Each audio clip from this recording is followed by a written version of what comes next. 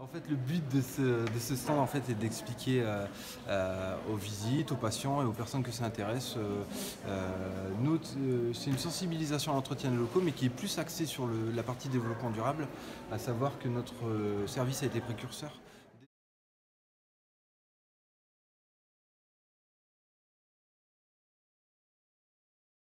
Dès 2002, on a mis en place une méthodologie qu'on appelle nous à eau réduite, qui a plusieurs visées. Déjà d'une, c'est aussi pour la maîtrise du risque infectieux, mais il y a aussi toute une logique de développement durable qui était déjà prise en compte à ce moment-là. Donc notamment via l'utilisation de la réduction de l'eau en fait, tout simplement parce que les bactéries, pour qu'elles aient un milieu favorable pour pouvoir se développer, il faut qu'il y ait la présence d'eau. Donc c'est un de levier d'action sur lequel on peut agir, c'est-à-dire réduire au maximum. Que le geste le plus important au niveau du nettoyage se situe surtout au niveau du dépoussiérage, parce qu'un gramme de poussière peut contenir jusqu'à 1 500 000 bactéries. Donc en fait, c'est ce qu'on essaie d'expliquer aux gens, parce que pour eux, le nettoyage consiste uniquement au lavage et se concentre beaucoup. C'est un petit peu la même problématique qu'avec les antibiotiques. On dit les antibiotiques, c'est pas automatique, c'est exactement le même sur la désinfection. C'est-à-dire qu'à force de faire des surfaces qui sont totalement désinfectées, on favorise en fait l'apparition et la colonisation plus rapide par les bactéries du fait que la surface aurait été remise totalement à blanc.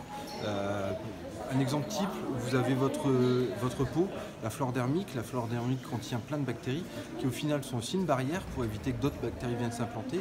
Le fait de remettre totalement à blanc une surface fait que les bactéries ne sont plus en concurrence, donc au final vont venir s'implanter beaucoup plus vite. Et ça, c'est ce qu'on essaie d'expliquer aux gens, et c'est vrai que les personnes qu'on sensibilise découvrent un petit peu ça, parce que pour eux, le lavage est très important. Alors nous, on essaie au maximum justement de limiter là où ça n'est pas possible, où il n'y a pas de nécessité de laver, donc on ne lave pas. Par contre, les opérations de dépoussiérage sont obligatoires. On essaye, les axes de développement futurs sont d'essayer de voir sur la chimie en fait, essayer d'utiliser au maximum des produits qui sont issus, qui sont soit éco-labellisés ou qui possèdent des labels à visée développement durable. Il existe maintenant des solutions qui n'existaient pas avant pour avoir des produits désinfectants à base de produits naturels, que ce soit à base de pierre, à base d'huiles essentielles. Il existe par exemple, on peut maintenant désinfecter avec de l'acide lactique ou alors avec du peroxyde d'hydrogène. C'est tous des produits, parce que certains produits sont désinfectants, on ne peut pas faire autrement, mais on essaie justement de trouver d'autres solutions qui sont plus efficientes et moins invasives, tant pour l'agent qui va utiliser que pour le patient qui va être dans son lit, que pour tous les opérateurs qui sont dans l'hôpital. On a plein de plans, on bosse aussi avec d'autres hôpitaux, on essaye d'aller chercher des informations sur d'autres hôpitaux, à savoir que d'autres hôpitaux ont mené des tests et ont réussi à passer certains de leurs secteurs en nettoyage à l'eau intégral, y compris leur service de bloc opératoire. Ce qui nous intéresse justement pour pouvoir continuer à développer cette logique de développement durable. Ça nous interpelle quand même, parce que nettoyage bloc opératoire à l'eau, uniquement à l'eau, ça peut quand même perturber. Oui. Donc on essaye de comprendre un petit peu, et puis on essaye aussi de prendre des infos, et je pense qu'on va être amené bientôt à prendre contact avec eux. Mais c'est vrai qu'il y a pas mal d'hôpitaux qui sont aussi dans une démarche telle que la nôtre, et on essaye d'avoir pas mal d'informations et puis essayer de récupérer des retours d'expérience. On a plusieurs axes de développement qui sont en préparation. Et donc là, le but, comme je vous ai dit, la sensibilisation, c'est aussi pour pouvoir expliquer via propreté visuelle, propreté bactériologique, sont deux choses différentes. Et on essaie d'expliquer surtout aux gens via tout un petit encart qui était à base présent dans le livret d'accueil sur pourquoi les sols ne sont pas lavés systématiquement. Parce que nous, on a l'expérience en chambre, les gens, ça les choque un petit peu. Il y a certains moments où clairement on est obligé de revenir à utiliser des produits désinfectants et autres, utiliser de l'eau. parce qu'on ne peut pas faire autrement. Un sol qui reste sale, au bout d'un moment, il faut l'attaquer. Mais c'est vrai qu'on a ce souci-là.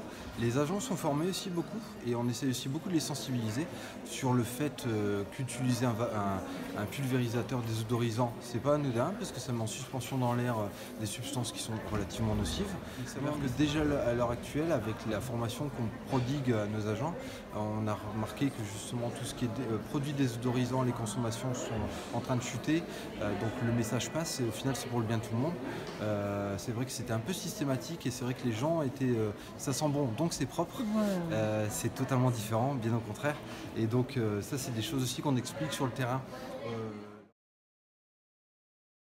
On parle beaucoup avec les patients pour expliquer notre métier, en expliquant que ce n'est pas que du nettoyage, c'est du nettoyage à valeur ajoutée avec des protocoles et aussi on se cale vraiment sur, des fois c'est des nettoyages qui sont vraiment par rapport à la pathologie du patient, qui sont très particuliers.